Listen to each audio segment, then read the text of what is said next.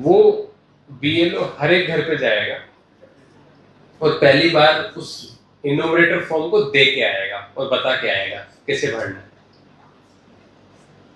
उसके बाद में दूसरी बार उसको कलेक्ट करने जाएगा। अगर उसने खुद ने भर दिया होगा मतदाता ने तो अच्छी बात है, नहीं तो खुद वहां बैठ के भरवाएगा। और तीसरी बार फिर दोबारा एक बार बीएलओ जाएगा। जो मान लो दूसरी बार बीएलओ गया मान लो किसी घर पे और वहां पर कोई व्यक्ति नहीं मिला, किसी ने फॉर्म नहीं भरा हो, लॉक हो गया, कोई बाहर चला गया, उसको दोबारा चेक करने तीसरी बार जाएगा। कुल मिला के 3 विजिट, मिनिमम 3 विजिट बीएलओ हर एक घर में करेगा 15 तारीख से लेकर 14 जुलाई तक। और ये बड़ा महत्वपूर्ण फेज रहेगा। इसी दौरान जो इन्यूमरेटर फॉर्म से वो भरे जाएंगे हर एक मतदाता के अगेंस्ट, और इन्यूमरेशन फॉर्म्स को कलेक्ट किया जाएगा अगले एक महीने का समय है। ये बड़ा महत्वपूर्ण इसलिए है क्योंकि इसी दौरान मतदाता को ट्रेस आउट करेंगे हम। अब ट्रेस आउट कैसे करेंगे, एक प्रक्रिया है उसकी पूरी। सबसे पहले तो हम देखेंगे कि क्या उसका खुद का नाम 2002 जो हमारा आखिरी पुनरीक्षण हुआ था, समरी रिवीजन जो 2002 का हुआ था, उसमें नाम है या नहीं है। अगर उसका नाम 2002 की सूची में है तो वो डाल देंगे कि 2002 की सूची में था और इस नाम से था, इस सीरियल नंबर पे था, वो उस फॉर्म में भर देंगे। संभवतः है, लेकिन ये भी संभावना है कि जो व्यक्ति है वो 2002 के बाद में या के बाद में उसका जन्म हुआ हो, उस केस में उसके किसी परिवारजन का कौन से सीरियल नंबर पे, कौन से सीक्वेंस नंबर पे है, वो डाल के इन्यूमरेटर फॉर्म भरा जाएगा। ये भी संभावना है कि 2002 की सूची में ना खुद का नाम था ना उसके परिवारजनों का नाम था, क्योंकि हो सकता है वो कहीं बाहर से आए हो, यूपी से आए हो, राजस्थान से आए हो, शादी करके। क्योंकि यहाँ के केस में स्पेशली जो महिलाएं हैं, बहुत सारी महिलाएं ऐसी होगी जो 2002 में यहाँ पर शादी उनकी 2002 के बाद हुई होगी, तो 2002 में उनका खुद का नाम ये नहीं मिलेगा, क्योंकि उनका नाम राजस्थान की ज्यादातर शादियां राजस्थान में काफी होती है, यहाँ पर वहां की सूची में मिलेगा।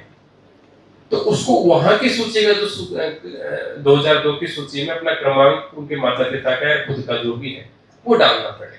या कोई यूपी से आया तो उसको उसके माता पिता का जो वहां पर क्रमांक था वो डालना पड़ेगा। और ये 2002 वाली सूची सभी जगह की ऑनलाइन अवेलेबल है, सिर्फ हरियाणा की नहीं, भारत के हर एक हिस्से की 2002 की जो सूचियां थी सभी को ऑनलाइन कर दिया गया है। तो मतदाता खुद अपना जांच कर ले वहां की सूची में। यहाँ वाली सूची की तो लगभग बीएलओ ने खुद नहीं हमने जांच कर ली है कि कौन से नंबर पे था 2002 में। लेकिन क्या होता है कि कई सारे व्यक्ति जो बाहर से आए, स्पेशली राजस्थान, यूपी जो आसपास के जिलों से, उनकी संभावना ये है कि बीएलओ नहीं ढूंढ पाएगा वहां की सूची में, तो वहां पर मतदाता खुद ढूंढ ले। तो खुद का अगर उस टाइम पे जिंदा थे वो या फिर वोटर थे तो उनका नाम तो आ ही जाएगा। अगर वो उस टाइम पे वोटर नहीं थे तो उनके माता पिता का नाम। एक तीसरा केस हो सकता है कि न वो खुद उसका नाम था न उसके माता पिता का नाम था। ऐसे केस में उसको अपने कागज जो 12 कागज है वो लगाने पड़ेंगे कि वो उसका जन्म कहाँ हुआ है, और सारे उसको आइडेंटिटी कार्ड लगाने पड़ेंगे। उसके आधार पर उसका निर्णय जो हमारे ईआरओ वो करेंगे। वहां पर ईआरओ को पावर है उसको वेरीफाई करने की। जहां पर 2002 में था वहां वेरीफाई हम नहीं करेंगे, वहां तो उसे भर दिया, उसमें सूची में मिलान हो गया उसका, उसके बाद में मामला क्लोज हो गया। लेकिन अगर खुद का नाम भी नहीं है, खुद के माता पिता का नाम भी नहीं है और किसी का नाम नहीं किसी सूची में, भारत की किसी भी सूची में, तो वो संभावना ये होगी कि या तो उसने नाम अपना गलती से ऐड ना कराया हो उस टाइम, तो उसको एक बार चेक करने का अधिकार इस पूरे जो अलग अलग इंस्ट्रक्शंस निकले हैं उसमें ईआरओ को दे रखा है कि उन केसेस को ईआरओ वेरीफाई कर सकता है। ब्रॉडली यही उसमें व्यवस्था है। मैपिंग जिनकी है और जिनकी मैपिंग नहीं है, कागज उनको लगाने पड़ेंगे। तो ये एक ब्रॉडली है। उसके अलावा इसमें क्योंकि 2002 में जो पुनरीक्षण हुआ था उसमें 2004 की कट ऑफ डेट ली गई थी, तो जो 1987 में जो जिसका जन्म हुआ होगा उसको 2004 में वो 18 साल का हो गया होगा। तो उस हिसाब से हमने सारी व्यवस्था की है कि अगर मान लो कि उस टाइम पे नाम नहीं था उसका और वो 18 साल का था, यानी 87 से पहले का उसका जन्म है, तो इसका मतलब तो है कि उसने उस वक्त गलती की थी अपना नाम ऐड ना कराने की, तो उसको खुद के कागज से ही साबित करना पड़ेगा कि मैं उस टाइम पे क्यों नहीं अपना नाम ऐड कराया। उसने अपने कागज लगाने पड़ेंगे जो वोटर आईडी के अलावा जो 12 कागज उसमें से कुछ ना कुछ। अदरवाइज बाकी केसेस में जो मैंने तरीका आपको बताया 87 के बाद में अगर जन्म हुआ है तो प्रोबेबली उसका नाम 2002 में होगा ही, उसमें तो अपने माता पिता का नाम के जो इस प्रमाण को लगाना पड़ेगा। ये ब्रॉडली आप लोग की नॉलेज में होना चाहिए। अब एक बार ये सारी चीजें हो जाएगी कि उसने सभी इन्यूमरेशन फॉर्म भर दिए, उसके बाद में जो वोटर रह गए जिनका इन्यूमरेशन फॉर्म नहीं भरा गया, बीएलओ उसका कारण बताएंगे कि या तो वो एब्सेंटी है या वो शिफ्ट हो गया है या फिर वो उसकी डेथ हो गई है। तीनों ही संभावना है। एब्सेंटी का मतलब बिहार से कहीं जा चुका है, पता ही नहीं है।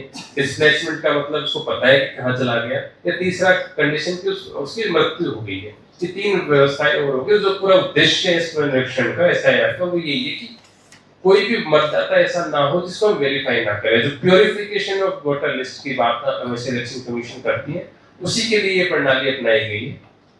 और तरीका ये रहेगा कि पहले हम सभी के इन्यूमरेशन फॉर्म जनरेट करेंगे, सभी के इन्यूमरेशन फॉर्म भरवाएंगे।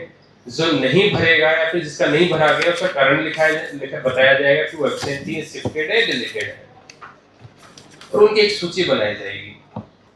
उस सूची में जो सूची तैयार हुई है वो सूची बीएलओ 15 तारीख को यानी कि अगले महीने जुलाई में हमने हर एक बूथ पे एक पॉलिटिकल पार्टीज के साथ एक मीटिंग की थी। वहां पर उन सभी के बीएलए लगवाए थे हमने, बूथ लेवल असिस्टेंट 1 और 2, 2 बीएलए लगा सकती है हर एक पॉलिटिकल पार्टी। जो राजनीतिक पार्टी जितनी भी हैं जो रिकॉग्नाइज्ड है सभी ने अपने बीएलए लगाए भी हैं। किसी ने 2 लगाए, किसी ने 1 लगाए, हो सकता है एक आध पार्टी ने कोई नहीं लगाया हो, बट उनकी जो हम उम्मीद कर रहे हैं उनको भी हम चिट्ठियां लिख रहे हैं कि वो लगा दे अपना।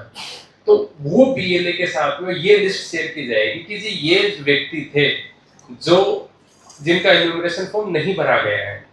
और 3 कारण हो सकते हैं, एब्सेंटी है, शिफ्टेड है, डिलीटेड है, मिला नहीं, या उसकी मृत्यु हो गई है, या फिर वो शिफ्ट कर गया है। उसमें से एक लिस्ट बनाई जाएगी, उनको शेयर की जाएगी कि जिसमें से अगर कोई है आपका कोई वोटर ऐसा है जो हमसे गलती हो गई हो, हमें उसको मृत्यु दिखा दिया, अब वो मृत्यु उसकी नहीं हुई हो, या हमने उसको एब्सेंट दिखा दिया है नहीं वहां पर, जबकि आपको पता है कि वो रहता है, तो वो जो हमारे पॉलिटिकल पार्टी के नुमाइंदे हैं वो भी मदद कर सकते हैं उस बीएलओ की कि जी ये बंदा तो रहता है, उस घर में रहता है।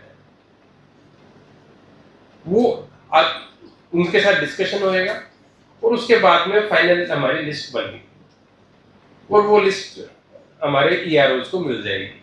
अभी ईआरओज को 2 तरह की लिस्ट मिलेगी, एक तो इन्यूमरेशन फॉर्म भरे हुए की, एक एब्सेंटी, शिफ्ट और डिलीटेड। जो भरे हुए इन्यूमरेशन फॉर्म उनकी जांच ईआरओ करेंगे, उसके आधार पर एक नई वोटर लिस्ट ड्राफ्ट पब्लिकेशन हम ड्राफ्ट पब्लिश करते हैं। और ये हम ड्राफ्ट का पब्लिकेशन करेंगे 21 जुलाई को, यानी कि 14 तारीख को मैंने कहा कि सारा काम हो जाएगा। 7 दिन के अंदर अंदर ईआरओ चेक कर लेंगे कि जो इन्यूमरेशन फॉर्म भरे गए हैं वो सही भरे गए या गलत भर दिए। अगर सही भरे हैं, वेरीफाई हो गया कि बिल्कुल सही भरे गए, इसका मतलब वोटर है और वो वैलिड वोटर है, उसका नाम ड्राफ्ट रोल में आ जाएगा। और जो बाकी रह जाएंगे जिनका मैंने कहा कि एब्सेंटी भी हो सकता है, शिफ्टेड भी हो सकता है, डिलीटेड भी हो सकता है, ये गलत इन्यूमरेशन फॉर्म भर दिया हो किसी ने, गलत मैप जिसमें जो उसने सीरियल नंबर दिखाया कि मेरे पिताजी इस सीरियल नंबर पे थे और वहां मिले ही नहीं, गलत मैपिंग कर दी उसने, दूसरे राज्य का ब्यौरा दिया लेकिन उसमें उसका नाम ही मैच नहीं कर रहा।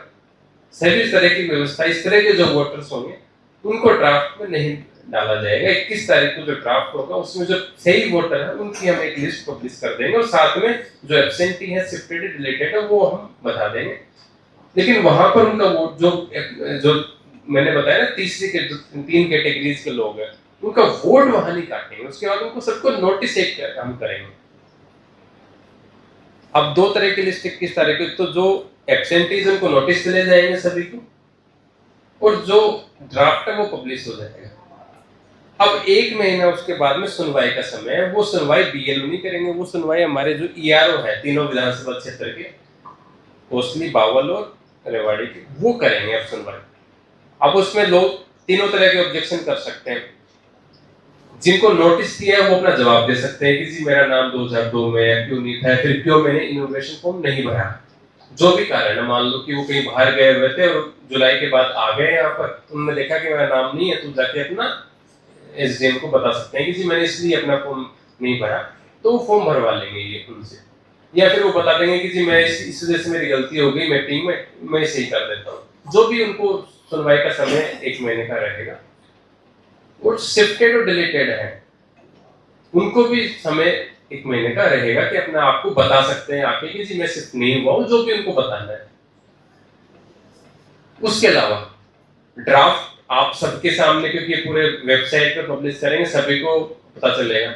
अगर हमने ड्राफ्ट में कोई गलती कर दी, कोई वोटर था जो डेथ हो गई थी, हमने गलती से उसको ड्राफ्ट में सही मानते हुए उसको वोटर सूची में शामिल कर लिया, तो आप ये ऑब्जेक्शन भी कर सकते हो कि जी ये तो नहीं होना चाहिए था। या फिर आप ये कहते हो कि जी किसी को नया वोट अपना बनवाना है, क्योंकि अब जो वोट की नई तारीख है वो 1 तारीख है, वो भी अपना अप्लाई कर सकते हैं। ड्राफ्ट के बाद में अपना फॉर्म भर के वो बीएलओ ईआरओ को अप्लाई कर सकते हैं, जी मेरा नया ऐड करो, इसमें का वोट ड्राफ्ट में था ये गलत आ गया, इसको हटाओ। या फिर जिन लोगों को नोटिस हुए हैं, जो शिफ्टेड है, एब्सेंटीज है, जो आज के दिन सूची में है लेकिन हम मैपिंग उनकी नहीं कर पाए, जिन्होंने नॉमिनेशन फॉर्म नहीं भरा, ऐसे व्यक्तियों को सुनवाई वो इस 1 महीने के अंदर होगी। उनको मौका दिया जाएगा कि आप अपने बताओगे जी आपका नाम सूची में था 2026 में, लेकिन जब हमने मैपिंग की तो आप नहीं मिले मौके पर, जो भी कारण रहा है, आपने नॉमिनेशन फॉर्म नहीं भरा अपना, तो वो अपना आके क्लियर करेंगे। वो 1 महीने का काम जब ये कार्य पूरा हो जाएगा, ये 18/9 यानी कि 18 सितंबर को ये काम पूरा होएगा सुनवाई का। ऑब्जेक्शन फाइल करने की तारीख अगस्त है, 20 अगस्त।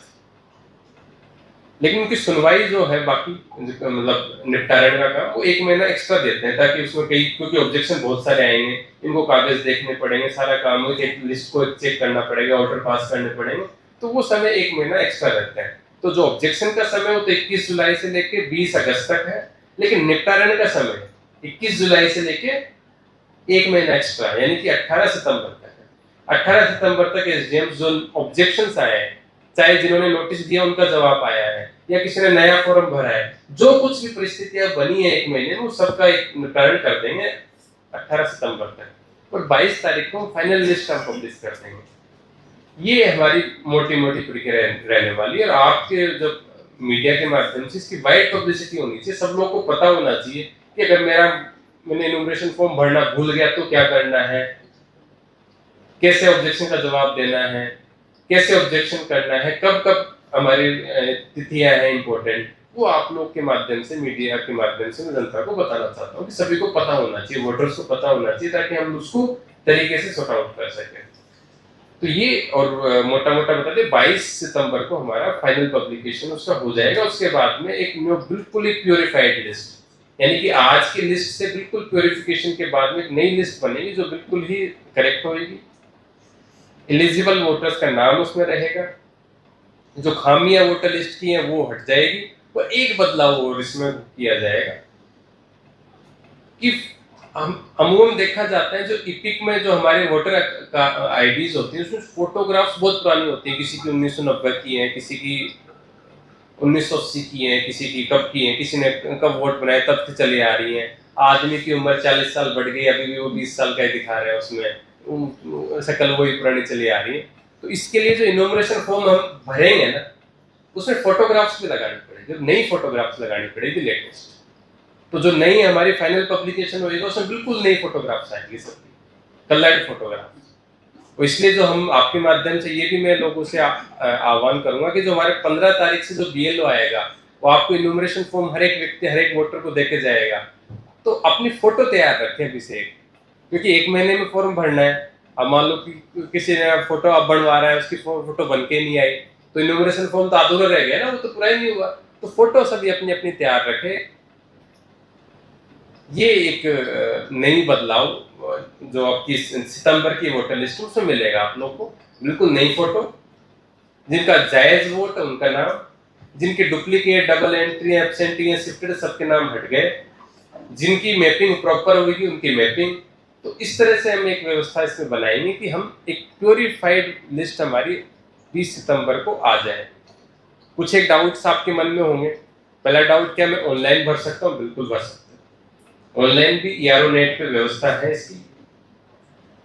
voters.eci.in आपको वेबसाइट दे देंगे हम, वहां जाके कोई भी इन्यूमरेशन फॉर्म ऑनलाइन भी व्यक्ति भर सकता है।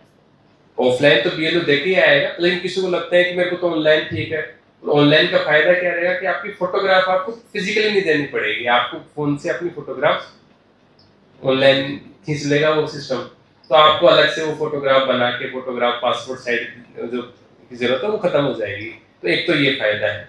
तो कि मैंने भी अपना, मैं राजस्थान में क्योंकि अभी पीछे हुआ था और मैं वहीं का वोटर हूँ अभी भी, क्योंकि मेरा ट्रीटमेंट ट्रांसफर होता है तो किसी जगह एलिजिबल हुई नहीं है मेरी कि मैं वहाँ वोट बना सकूँ। तो राजस्थान में जब मेरा वोट था, मैंने भी अपना ऑनलाइन ही नॉमिनेशन फॉर्म भरा था और बहुत आसान प्रक्रिया, 2 मिनट में भरा जाता है। अपने पिताजी का आपको नंबर पता होना चाहिए, क्योंकि उस टाइम मेरा 2002 की वोटर में नाम नहीं था, क्योंकि उस टाइम पे मैं एलिजिबल नहीं था, मेरी उम्र नहीं थी उस टाइम पे। तो मैंने अपना पिताजी के नंबर उसमें, वोटर कार्ड के नंबर डाले उसमें, और उस आधार पे वो फॉर्म मेरा एक्सेप्ट हो। तो ऑनलाइन फॉर्म भरना है। नंबर 2 पॉइंट की, मान लो कि मैं घर पे रहता हूँ और मेरे बच्चे तो दिल्ली में नौकरी करते हैं, वोटर इनका यहाँ बना हुआ है, उस केस में क्या करना है? तो उसमें कोई भी व्यक्ति, उसका परिवार का व्यक्ति भी इनोमिनेशन फॉर्म भर सकता है। ये इंपॉर्टेंट है, आपके माध्यम से बताना चाहता हूँ कि ऐसा नहीं कि अगर मैं हूं तो मैं ही फॉर्म भरूं। किसी की पत्नी का पति भर सकता है, एक वरिष्ठ व्यक्ति पूरे परिवार का सभी के फॉर्म भर सकता है। अगर इस तरह की सिचुएशन है तो वो साइन भी कर सकता है कि मैं अपने परिवारजनों का, परिवार का मतलब ये नहीं कि चाचा के लड़के का भर रहे हो, वो परिवार में नहीं काउंट होता। परिवार का मतलब है कि अपने माता पिता, भाई बहन, बच्चे, उन सब का फॉर्म जो परिवार का वरिष्ठ व्यक्ति है वो भर सकता है। जैसे किसी का कोई व्यक्ति है, उसके बेटे हैं, उसके पोते हैं, तो अपने बेटे और पोतों का और अपने बहुओं का खुद भर सकता है। ये एक व्यवस्था भी हमने की है। तो कम से कम ये ना कह सकते कि जी मैं तो था ही नहीं वहां पर, कोई तो परिवार का सदस्य होगा जब इनोमिनेशन फॉर्म देके आए होंगे तो वो भर दे। तीसरी बात कि हमारा BLO 3 बार जाएगा कम से कम। तो ये बात भी नहीं कि एक बार गए मिला ही नहीं, तो 3 बार हम जाएंगे तो हमने कोई ना कोई तो मिलेगा। चौथी बात की मैपिंग, क्योंकि हमें पता था कि SIR होने वाली है, तो हमने काफी हद तक लगभग 75 से 80% के बीच में मैपिंग ऑलरेडी कर ली है। जो आज के वोटर है उनको हमने 2002 की सूची से मैप कर रखा है पहले से BLO ने। तो BLO को पहले ही पता है सारा। तो BLO जब घर जाएगा तो बता देगा कि आपका इस थाने में पहले से मैपिंग उसकी हो रखी होगी। तो उसमें भी कोई बहुत लंबा चौड़ा काम, उसमें टाइम लगेगा नहीं। तो 75% हमारी मैपिंग अच्छे से कर रखी है हम लोगों ने। वो 25% हम मिल नहीं पाए हमें, उसका ही मेन दिक्कत रहेगी। बाकी हमने 75 से 80% मैपिंग तो कंप्लीट कर दी है। तो उसमें भी कोई बहुत दिक्कत नहीं है, क्योंकि हमारे बाकी राज्यों में जब हुआ था तो ये समय नहीं दिया गया था पहले वाला, हमें 3-4 महीने पहले बता दिया गया था कि ये होने वाला है। तो हमने पहले से तैयारियां काफी कर ली है, मैपिंग लगभग कंप्लीट हो गई। सभी BLO को पता है कि इसका 2002 में क्या नाम था, या खुद था या उसके परिवारजन थे, उसका मैपिंग उसे पहले से कर रखे। तो फॉर्म भरवाने में BLO काफी हद तक आप लोग की मदद करते हैं। 5वीं और आखिरी इंपॉर्टेंट बात, राजनीतिक पार्टियों को हर एक स्टेप पे हमने इन्वॉल्व किया। जैसा कि मैंने बताया कि जब इनोमिनेशन फेज चल रहा होगा, हमने सभी राजनीतिक पार्टियों की अलग से मीटिंग की थी, उन सभी को बता दिया था कि हर एक बूथ पे वो अपने 2 BLA 1 और BLA 2 BLO को मदद करने के लिए, असिस्ट करने के लिए लगा सकते हैं। हर एक राजनीतिक पार्टी जो रिकॉग्नाइज्ड है, स्टेट से रिकॉग्नाइज्ड हो, चाहे सेंटर से रिकॉग्नाइज्ड हो। तो केंद्र और जो राज्य वाले दोनों राजनीतिक दल हैं, उन दोनों को हमने मौका दे दिया। लगभग मेरे हिसाब से सभी जो राष्ट्रीय पार्टियां हैं और राज्य की पार्टियां, सबने कुछ कुछ अपने BLA लगा दिए हैं। तो वो उनको इन्वॉल्व करेंगे हम लोग, उनकी मदद लेंगे, उनको बताएंगे। कोई वोटर ऐसा नहीं होना चाहिए जो छूट जाए। जो वैलिड वोटर है, एक ही वैलिड वोटर हमेशा कोशिश करेंगे कि not a single valid voter भी लेफ्ट बिहाइंड। और इस मोटो पे हम काम करेंगे, कोई भी जिसका जायज वोट है गलती से भी ना कटे हो। इसके लिए राजनीतिक पार्टियों को इन्वॉल्व किए, हमने खुद ने मैपिंग की एक बार बैठ के 4 महीने। 3 बार BLO कम से कम हमारे पास जाएगा। ऑनलाइन फॉर्म भरने की छूट है। सारी व्यवस्थाएं जो तमाम तरह की हो सकती है वो की है। उसके अलावा जो मैंने बताया कि 1 महीना ऑब्जेक्शन का समय भी दिया है। अगर मान लो उस वक्त कहीं, मान लो कोई हरिद्वार चला गया, वहां मिला ही नहीं, 1 महीने बाद आया, उसको पता चला कि मेरा तो वोट कट गया, तो उसके बाद भी उसके पास समय रहेगा कि 1 महीने अपना ऑब्जेक्शन वो दे सकता है। तो काफी सारी व्यवस्थाएं हमने की है कि इंश्योर करने के लिए कोई भी वैलिड वोट इसमें से ना करे। और जो हमारा उद्देश्य वो ये है कि मतदाता सूची है वो एक साफ सुथरी हो, उसमें किसी तरह की डुप्लीकेसी ना हो, डबल वोट ना हो, गलत वोट ना हो, और जो फोटो है वो लेटेस्ट हो। इससे मेरे को लगता है कि जो आगामी चुनाव जब कभी भी होंगे यहाँ पर, चाहे किसी भी तरह के चुनाव हो, उन सभी में मदद मिलेगी, क्योंकि ये हमेशा एक झगड़े का कारण भी बनता है। कई बार जो हमारा जो वोटर है उसकी आइडेंटिफिकेशन कई बार झगड़े का कारण बन जाती है। वो कहता है कि जी ये तो गलत वोटर है, तो उसका क्योंकि नया फोटो होएगा, रंगीन फोटो होगा, तो कम से कम ये झगड़े भी शांत अब की बार हो जाएंगे इसके बाद में। तो ये हमारा उद्देश्य है इस पूरे प्रोग्राम का। प्रक्रिया मैंने आपको बता दी है। कागज जो इसमें लगेंगे, 12 कागजों की सूची है, इसमें सभी कागज जो वोट देने के लिए एलिजिबल है, सारे कागज यहाँ पर माने जाएंगे, चाहे वो पेंशन सर्टिफिकेट हो, चाहे पासपोर्ट हो, चाहे बोर्ड्स का सर्टिफिकेट हो, कुछ भी जो हमारे जिस कागजों से आप वोट दे सकते हो सभी यहाँ माने जाएंगे, बिल्कुल वैलिड रहेंगे।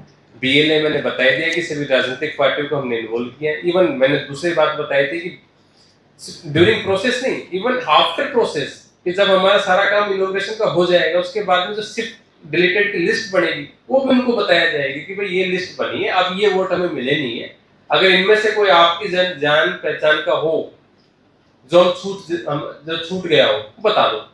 उसके बाद ही वो लिस्ट ईआरओ को सबमिट होगी। तो वहां पर भी हमने इवन प्रोसेस के बाद भी उनको इन्वॉल्व किया है। तो काफी राजनीतिक पार्टियों को हमने इन्वॉल्व किया ताकि जो प्रोसेस है वो बिल्कुल निष्पक्ष हो और फेयर हो सभी के लिए। ये ना हो कि हम एक आरोप लगे कि हमने उसका वोट काट दिया। हमें एक प्रक्रिया है, प्रक्रिया में कोई राजनीतिक पार्टी, राजनीतिक दल किसी के प्रक्रिया में किसी का पक्ष नहीं है। प्रक्रिया बिल्कुल साफ सुथरी आपको बता दी, सभी को बराबर की अपॉर्चुनिटी दे रहे हैं और बिल्कुल जो तय माने को उस हिसाब से कार्य होगा। ये हमारी कोशिश है इस पूरे प्रोसेस की। और कोई और आपका विषय होगा वो हम चर्चा कर लेंगे, बाकी मेरी तरफ से यही था। बाकी हमारे